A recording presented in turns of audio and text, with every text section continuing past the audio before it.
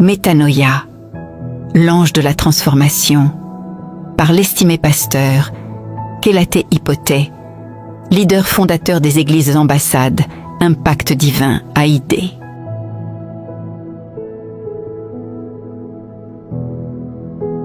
Bienvenue à chacun de vous pour ce nouveau numéro de notre dévotionnel quotidien. En ce mercredi 15 juillet 2026, notre réflexion porte sur le thème « Une nouvelle alliance, une nouvelle loi ». Lisons ensemble dans l'Épître aux Hébreux, chapitre 7, verset 12. Car le sacerdoce étant changé, nécessairement aussi il y a un changement de loi. La Bible nous révèle deux grandes alliances, l'ancienne et la nouvelle.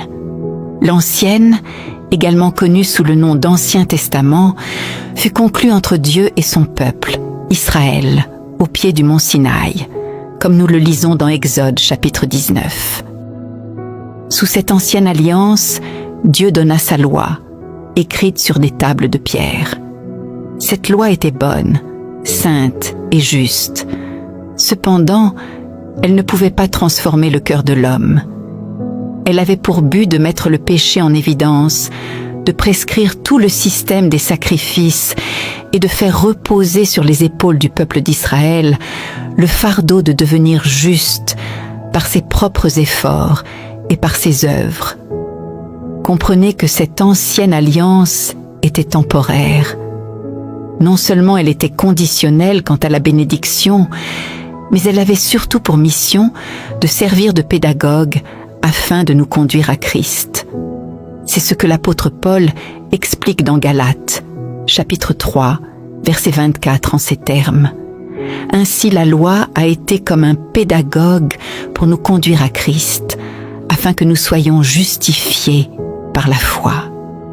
Chers amis, il est donc évident que la première alliance et sa loi n'ont pas résolu le problème du péché, ni celui de la servitude de l'humanité.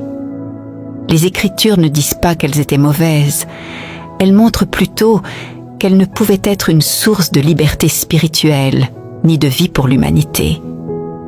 Paul déclare dans Galates, chapitre 3, verset 21, « S'il eût été donné une loi qui pût procurer la vie, la justice viendrait réellement de la loi. » Cela est d'autant plus évident que Dieu lui-même avait annoncé d'avance une nouvelle alliance par la bouche du prophète Jérémie.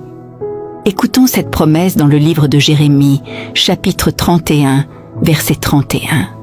« Voici, les jours viennent, dit l'Éternel, où je ferai avec la maison d'Israël et la maison de Juda une alliance nouvelle. » Après avoir promis une nouvelle alliance, Dieu annonça également une loi nouvelle, qui, au lieu d'être écrite sur des tables de pierre, serait gravée dans les cœurs, produisant ainsi une véritable transformation, comme nous le révèle Jérémie, chapitre 31, les versets 32 à 34. Chers auditeurs, il est temps d'ouvrir nos cœurs à la vérité de Dieu. L'ancienne loi est abolie, comme nous l'enseigne l'Épître aux Hébreux, chapitre 7, les versets 14 à 19. Jésus-Christ l'a accompli une fois pour toutes. Devenez conscients de la nouvelle alliance scellée par le sang de Jésus, selon l'Évangile de Luc, chapitre 22, verset 20, ainsi que de la nouvelle loi, fondée sur de meilleures promesses, comme le déclare l'Épître aux Hébreux, chapitre 8, verset 6. Peut-être êtes-vous en train de vous demander quelle est cette nouvelle loi. Jésus lui-même nous en donne la réponse dans l'Évangile selon Jean, chapitre 13, verset 34. Je vous donne un commandement nouveau. Aimez-vous les uns les autres.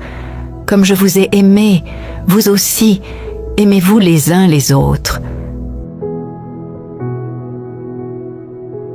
Confessons à présent cette parole avec foi. Je suis une nouvelle créature. Je suis le résultat de la résurrection de Christ. Désormais, je vis pleinement dans la nouvelle alliance et sous la loi nouvelle, la loi de l'amour en Jésus-Christ.